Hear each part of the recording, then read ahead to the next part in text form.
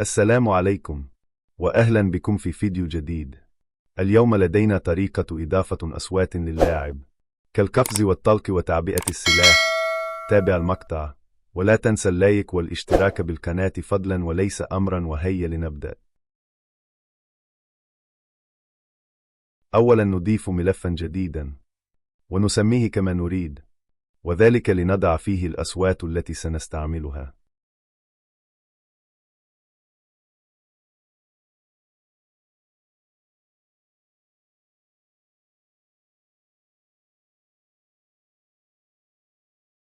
وبعدها نضيف الأصوات. أنا لدي أصوات جاهزة للقفز والسلاح، ستجدون الروابط في أول تعليق، ونضيفها إلى اللعبة.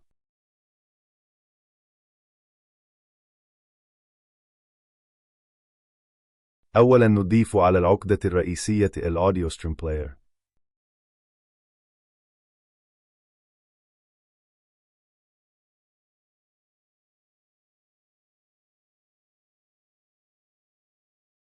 ونضيف عليها صوت الطلق بالسلاح.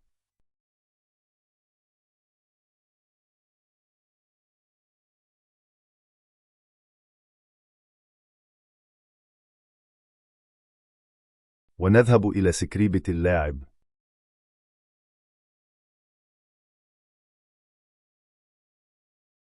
ونغير اسم الصوت.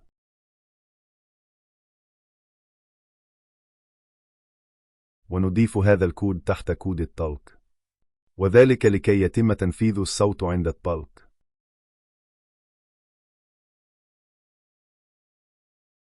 ونفتح اللعبة لتجربة أول صوت.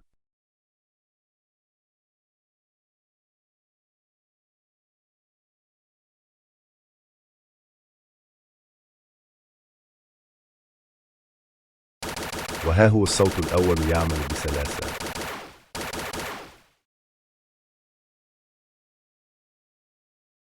وبعدها نقوم بنفس الخطوات مع صوت إعادة تعبئة السلاح. ونغير اسمها.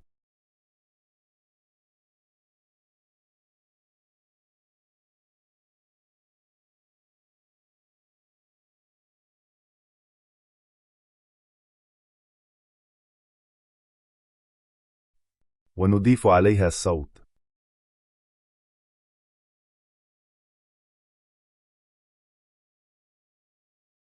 ونذهب إلى سكريبة اللاعب مجددا، ولكن الكود الذي سنضيفه يكون تحت كود تعبئة السلاح. ونضيف الكود.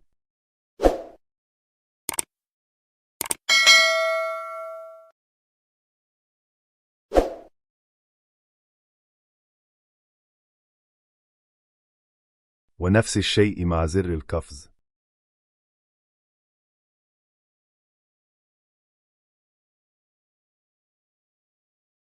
نضيف الصوت ونغير اسمه ونضيف عليه الصوت.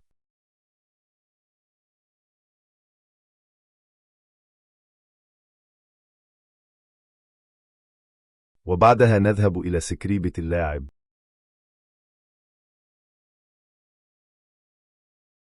ونضيف الكود تحت كود القفز.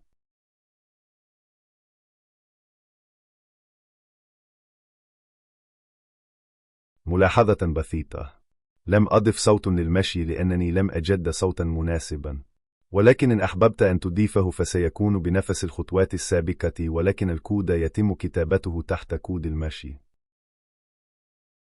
وبعدها نفتح اللعبة.